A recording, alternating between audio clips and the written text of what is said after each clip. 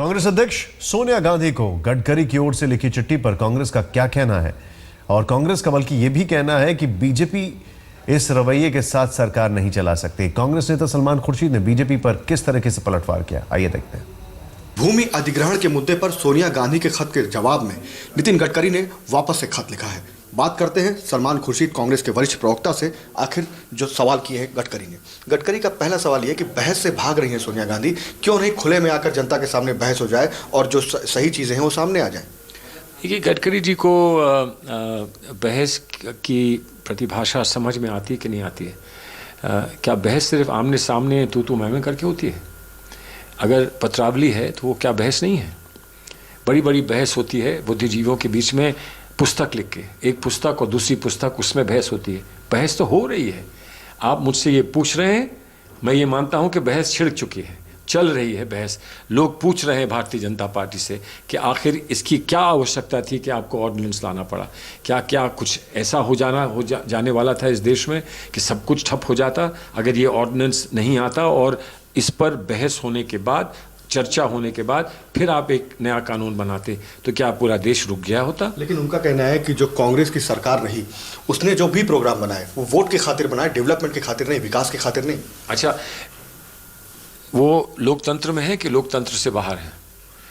लोकतंत्र में आप वोट खोने के लिए करते हैं कुछ, कि वोट लेने के लिए करते हैं कुछ? वोट का महत्व क्या है? वोट का महत्व ये है कि आप जिसके लिए कुछ करने जा रहे हैं उसको वो पसंद है कि नहीं, उसका निर्णय क्या है, उसका विषय क्या है,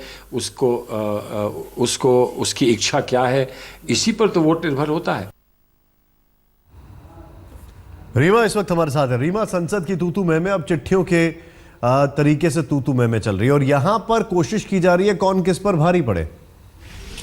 बिल्कुल, देखिए निशान, दोनों की ही मजबूरी है। कांग्रेस के पास, सोनिया गांधी के पास इस वक्त इस मुद्दे को भावनात्मक पहलू पर ले जाने का एक बड़ा मौका है, जबकि किसान इस वक्त परेशान है। जिस तरह से बारिश हुई है, खराब मौसम हुआ है, मुआवजे की तो मांग कर ही रही है, लेकिन सड़कों पर उतर रही है क्योंकि कांग्रेस को ये अंदाजा है कि ये ऐसा मसला है जिस पर कि वो एनडीए की, नरेंद्र मोदी की सरकार को घेर सकती है। दूसरी तरफ तमाम कांग्रेस के खिलाफ भी सरकार के पास ये कहने के लिए है कि उन्हीं की सरकार के कई मंत्री अपने समय में इस बिल को, जो कांग्रेस का बिल था, उसको धराशाही कर चुके थे। उनके मुख्यमंत्री का नाम आज की इस चिट्ठी में भी नितिन गडकरी ने लिया है। तो जाहिर है कि दोनों तरफ से इस मुद्दे को अब बड़ा बनाने की कोशिश चल रही है। सरकार की मजबूरी है कि राज्यसभा में उसके पास बहुमत नहीं है। किस तरह से अब वो, जब संसद का सत्र दोबारा शुरू होगा तब किस तरह से इस बिल को पारित कराए, ये उसकी मजबूरी है। किस किस सदस्य को अपने खेमे में लाए। और दूसरी तरफ सोनिया गांधी की कोशिश ये है कि अब वो बड़ी पार्टी के तौर पर उभरे कांग्रेस और सारे जो बाकी के दल हैं उन्हें लामबंद करे। तो दोनों तरफ से खींचातानी इसी को लेकर चल रही है। चिट्ठियों का दौर चल रहा है। पहले सोनिया गांधी की चिट्ठी आती है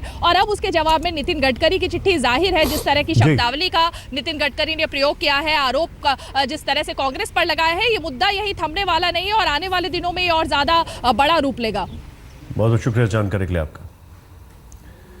लेकिन ये बात यहीं तक नहीं रुकने वाली है, जैसा कि रीमा बता रही है, लेकिन इसके आगे भी बहुत सारी बातें